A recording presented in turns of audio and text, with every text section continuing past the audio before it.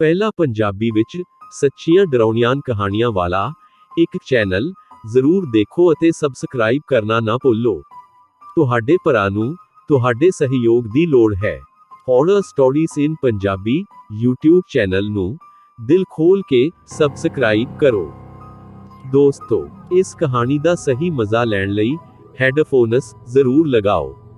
ਇਹ ਸੱਚੀ ਘਟਨਾ ਹੈ ਜਿਸ ਨੂੰ ਆਪਣੀ ਅੱਖਾਂ ਦੇ ਸਾਹਮਣੇ ਘਟਦਾ ਹੋਇਆ ਮਹਿਸੂਸ ਕਰੋ। ਤਾਂ ਫਿਰ ਦੇਰੀ ਨਾ ਕਰਦੇ ਹੋਏ ਸ਼ੁਰੂ ਕਰਦੇ ਹਾਂ ਇਸ ਕਹਾਣੀ ਨੂੰ।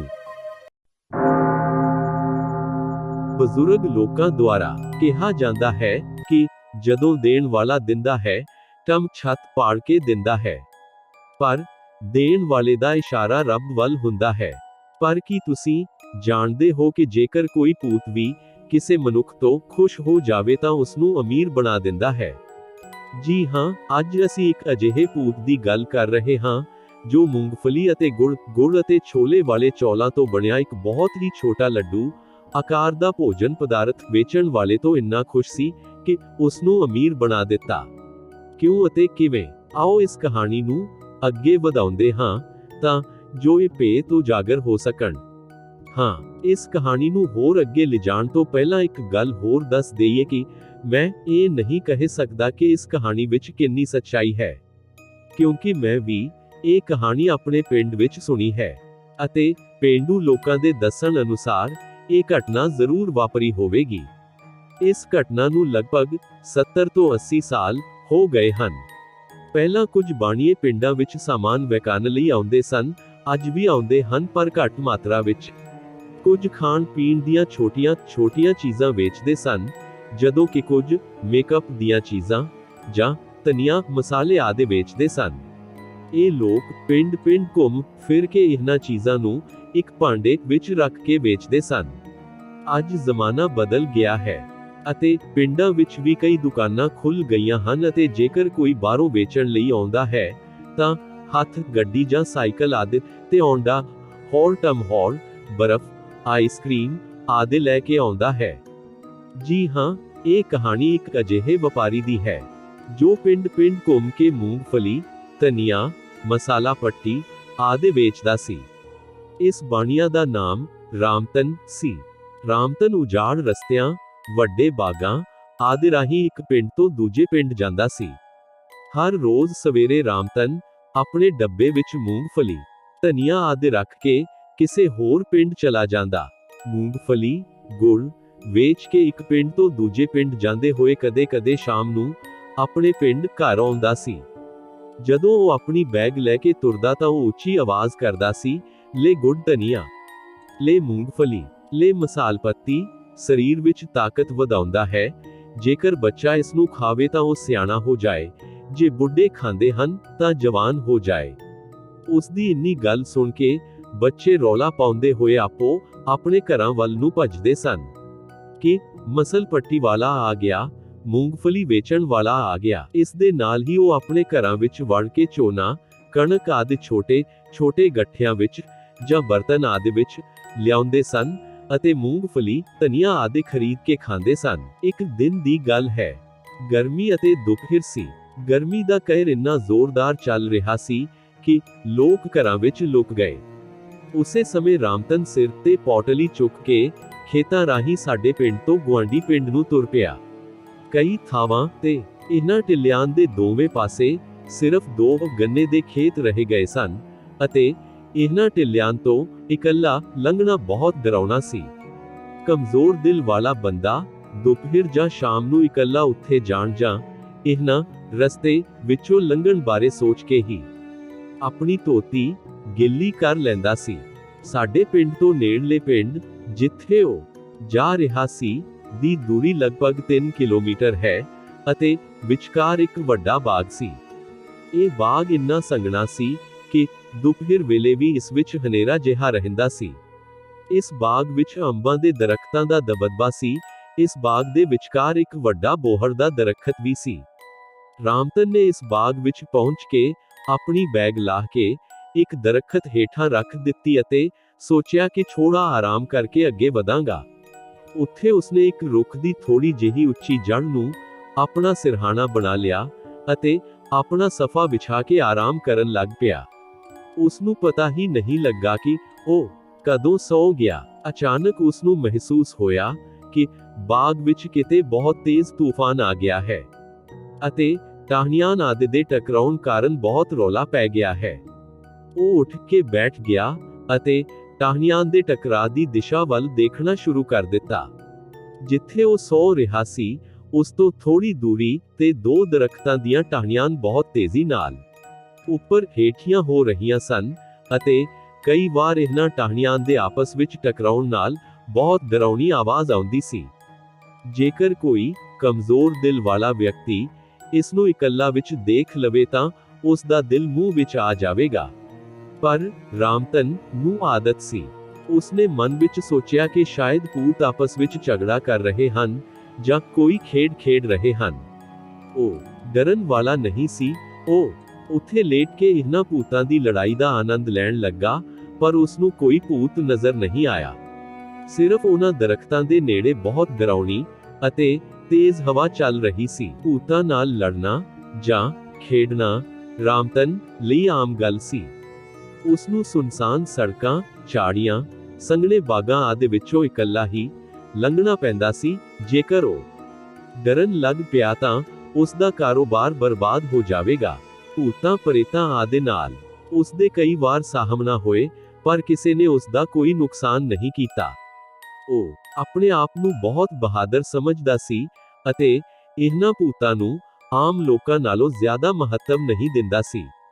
ਲੇਟਦੇ ਹੋਏ ਰਾਮਤਨ ਨੇ ਅਚਾਨਕ ਦੇਖਿਆ ਕਿ ਇੱਕ ਬਹੁਤ ਹੀ ਭਿਆਨਕ ਅਤੇ ਦੈਂਤ ਭੂਤ ਗੁੱਸੇ ਵਿੱਚ ਇਸ ਦਰਖਤ ਤੋਂ ਉਸ ਦਰਖਤ ਤੇ ਛਾਲਾਂ ਮਾਰ ਰਿਹਾ ਹੈ ਅਤੇ ਇਸ ਕਾਰਨ ਉਹਨਾਂ ਦੋਵਾਂ ਦਰਖਤਾਂ ਦੀਆਂ ਟਾਹਣੀਆਂ ਬਹੁਤ ਤੇਜ਼ੀ ਨਾਲ ਚੀਕਣ ਦੀ ਆਵਾਜ਼ ਕੱਢ ਰਹੀਆਂ ਸਨ। ਰਾਮਤਨ ਹੋਰ ਉਤਸੁਕ ਹੋ ਗਿਆ ਅਤੇ ਹੁਣ ਉਹ ਹੋਰ ਸੁਚੇਤ ਹੋ ਗਿਆ ਅਤੇ ਉਸ ਭੂਤ ਨੂੰ ਦੇਖਣ ਲੱਗਾ। ਰਾਮਤਨ ਨੂੰ ਲੱਗਾ ਕਿ ਹੁਣ ਤੱਕ ਇਹ ਭੂਤ ਇਕੱਲਾ ਸੀ, ਹੁਣ ਕਈ ਹੋਰ ਡਰਾਉਣੇ ਭੂਤ ਆਉਂਦੇ ਹਨ। ਖੈਰ, ਇਹ ਗੱਲ ਹੈ। ਹੁਣ ਰਾਮਤਨ ਨੂੰ ਸਭ ਕੁਝ ਸਮਝ ਆ ਗਿਆ ਸੀ। ਅਸਲ ਵਿੱਚ ਗੱਲ ਇਹ ਸੀ ਕਿ ਇੱਥੇ ਕੋਈ ਭੂਤ ਪ੍ਰੇਤਾਂ ਦੀ ਖੇਡ ਨਹੀਂ ਸੀ, ਸਗੋਂ ਭਿਆਨਕ ਲੜਾਈ ਚੱਲ ਰਹੀ ਸੀ।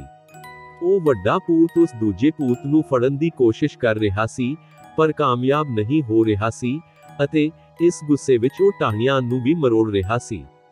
ਹੁਣ ਰਾਮਤਨ ਨੂੰ ਜ਼ਿਆਦਾ ਮਜ਼ਾ ਆਉਣ ਲੱਗਾ ਕਿਉਂਕਿ ਭੂਤਾਂ ਦੀ ਗਿਣਤੀ ਵੱਧ ਰਹੀ ਸੀ।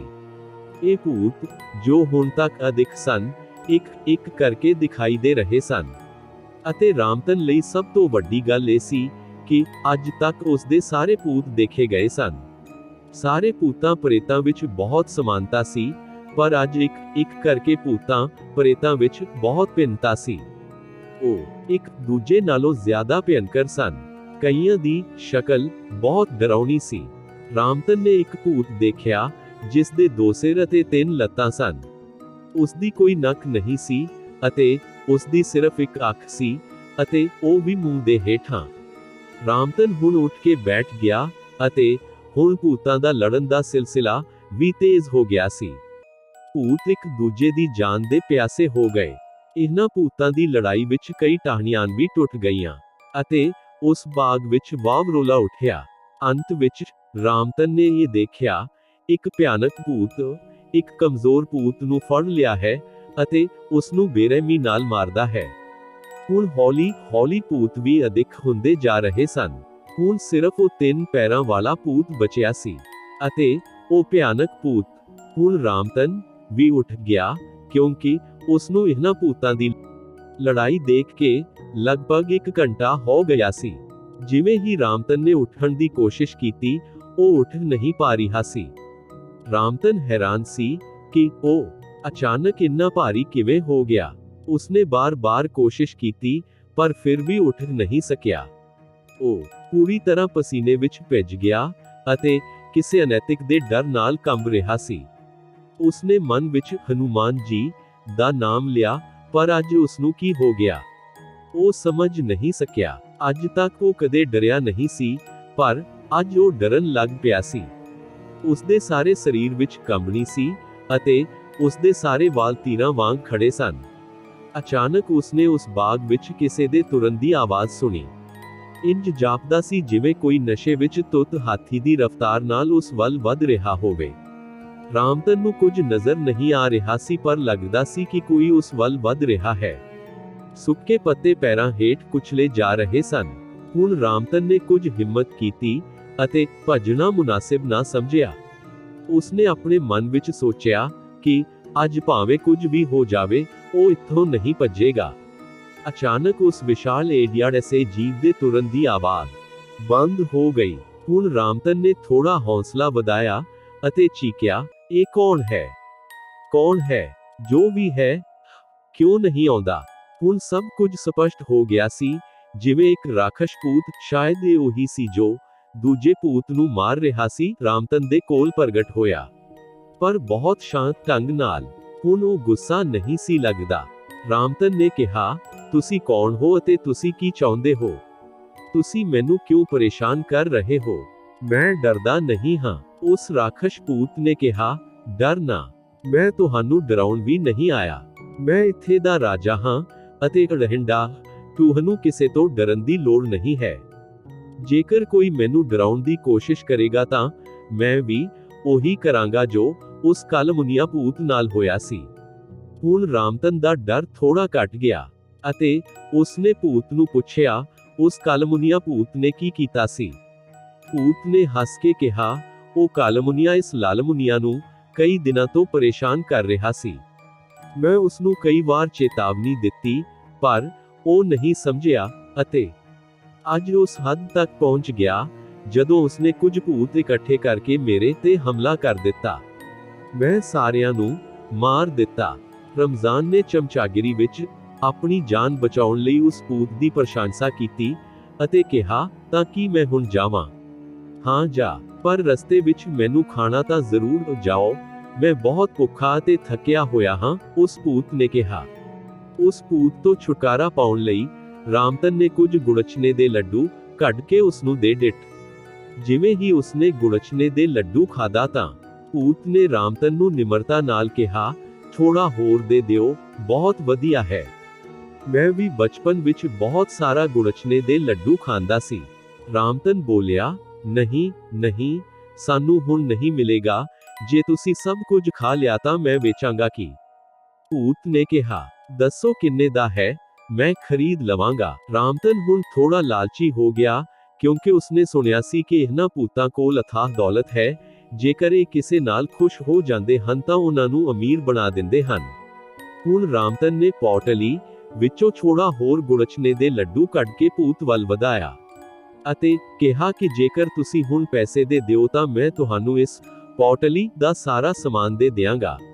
ਭੂਤ ਨੇ ਉਸਦੇ ਹੱਥੋਂ ਗੁੜਚਨੇ ਦੇ ਲੱਡੂ ਲੈ ਲਿਆ ਅਤੇ ਖਾਂਦੇ ਹੋਏ ਕਿਹਾ ਕਿ ਮੇਰੇ ਪਿੱਛੇ ਆਓ। ਹੁਣ ਰਾਮਤਨ ਬਹੁਤ ਨਿਡਰ ਹੋ ਕੇ ਉਸ ਭੂਤ ਦੇ ਮਗਰ ਤੁਰ ਪਿਆ। ਉਹ ਭੂਤ ਰਾਮਤਨ ਨਾਲ ਉੱਤਰ ਵੱਲ ਉਸ ਬਾਗ ਵਿੱਚ ਪਹੁੰਚ ਗਿਆ। ਇਹ ਉਸ ਬਾਗ ਦਾ ਬਿਲਕੁਲ ਉੱਤਰੀ ਸਿਰਾ ਸੀ। ਇਸ ਉੱਤਰੀ ਸਿਰੇ ਤੇ ਇੱਕ ਥਾਂ ਤੇ ਛੋਟਾ ਜਿਹਾ ਉੱਚਾ ਟਿੱਲਾ ਸੀ ਅਤੇ ਨੇੜੇ ਹੀ ਇੱਕ ਛੋਟਾ ਜਿਹਾ ਨਿੰਮ ਦਾ ਰੁੱਖ ਸੀ। ਉਸ ਨਿੰਮ ਦੇ ਦਰਖਤ ਤੋਂ ਥੋੜਾ ਅੱਗੇ ਇੱਕ ਛੋਟਾ ਜਿਹਾ ਪਾਲਸ ਦਾ ਦਰਖਤ ਸੀ। ਉਸ ਰਾਖਸ਼ ਭੂਤ ਨੇ ਰਾਮਤਨ ਨੂੰ ਕਿਹਾ ਕਿ ਉਹ ਇਸ ਪਾਲਸ ਦੇ ਦਰਖਤ ਹੇਠਾਂ। ਰਾਮਤਨ ਨੇ ਕਿਹਾ ਕਿ ਮੇਰੇ ਕੋਲ ਪੁੱਟਣ ਲਈ ਕੁਝ ਨਹੀਂ ਹੈ, ਤੁਸੀਂ ਇਸ ਨੂੰ ਖੋਦੋ। ਰਾਮਤਨ ਦੀਆਂ ਗੱਲਾਂ ਸੁਣ ਕੇ ਭੂਤ ਅੱਗੇ ਵਧਿਆ ਅਤੇ ਕੁਝ ਹੀ ਦੇਰ ਵਿੱਚ ਉਹ ਹੋਰ ਭਿਆਨਕ ਹੋ ਗਿਆ। ਉਸਦੇ ਨਹੁੰ ਖੁਰਾਂ ਵਾਂਗ ਵੱਡੇ ਹੋ ਗਏ ਸਨ ਅਤੇ ਇਹਨਾਂ ਨਹੁੰਾਂ ਨਾਲ ਉਹ ਉਸ ਪਾਲਸ ਦੇ ਦਰਖਤ ਹੇਠਾਂ ਖੋਦਣ ਲੱਗਾ।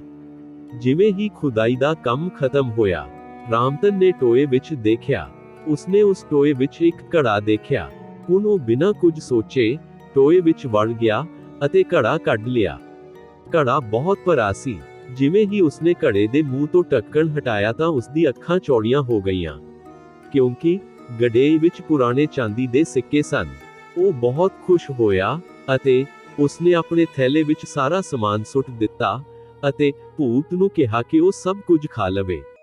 ਭੂਤ ਨੇ ਭੋਜਨ ਤੇ ਚਪਟ ਮਾਰੀ ਅਤੇ ਰਾਮਤਨ ਨੇ ਉਸ ਥੈਲੇ ਦਾ ਸਾਰਾ ਸਮਾਨ ਆਪਣੇ ਹੱਥ ਵਿੱਚ ਰੱਖਿਆ ਅਤੇ ਉਸਨੂੰ ਢੱਕ ਦਿੱਤਾ ਅਤੇ ਤੇਜ਼ੀ ਨਾਲ ਆਪਣੇ ਪਿੰਡ ਵੱਲ ਚੱਲ ਪਿਆ। ਪਿੰਡ ਪਹੁੰਚ ਕੇ ਹਫ਼ਤੇ ਵਿੱਚ ਹੀ ਇੰਜ ਲੱਗਿਆ ਜਿਵੇਂ ਰਾਮਤਨ ਲਾਟਰੀ ਜਿੱਤ ਗਿਆ ਹੋਵੇ। ਉਸਨੇ ਆਪਣਾ ਕਾਰੋਬਾਰ ਸ਼ੁਰੂ ਕੀਤਾ, ਇੱਕ ਦੁਕਾਨ ਬਣਾਈ, ਇੱਕ ਵਧੀਆ ਘਰ ਵਿੱਚ ਰਹਿਣ ਲੱਗਾ। ਲੋਕ ਕਹਿੰਦੇ ਨੇ ਅੱਜ ਉਸ ਦੇ ਬੱਚਿਆਂ ਕੋਲ ਅਣਗਿਣਤ ਦੌਲਤ ਹੈ। ਕੁਝ ਦਾ ਇਹ ਵੀ ਮੰਨਣਾ ਹੈ ਕਿ ਰਾਮਤਨ ਅਕਸਰ ਉੱਥੇ ਖਾਣ ਪੀਣ ਦਾ ਸਮਾਨ ਲੈ ਕੇ ਉਸ ਭੂਤ ਕੋਲ ਜਾਇਆ ਕਰਦਾ ਸੀ, ਜੋ ਸ਼ਾਇਦ ਉਸ ਦਾ ਚੰਗਾ ਮਿੱਤਰ ਬਣ ਗਿਆ ਸੀ। ਰਾਮਦਨ ਤੋਂ ਬਾਅਦ ਉਸ ਦੇ ਬੱਚੇ ਇਸ ਪਰੰਪਰਾ ਦਾ ਪਾਲਣ ਕਰ ਰਹੇ ਹਨ। ਕਿਸੇ ਨੇ ਸਹੀ ਹੀ ਕਿਹਾ ਹੈ ਕਿ ਜਦੋਂ ਭੂਤ ਦਿੰਦਾ ਹੈ ਤਾਂ ਛੱਤ ਪਾੜ ਕੇ ਦਿੰਦਾ ਹੈ। ਜੇਕਰ ਤੁਸੀਂ ਸਾਡੀ ਨਵੀਂ ਡਰਾਉਣੀ ਕਹਾਣੀ ਸੁਣਨਾ ਚਾਹੁੰਦੇ ਹੋ ਤਾਂ ਸਾਹਮਣੇ ਨਜ਼ਰ ਆ ਰਹੀ ਵੀਡੀਓ ਤੇ ਕਲਿੱਕ ਕਰਨਾ ਨਾ ਭੁੱਲੋ।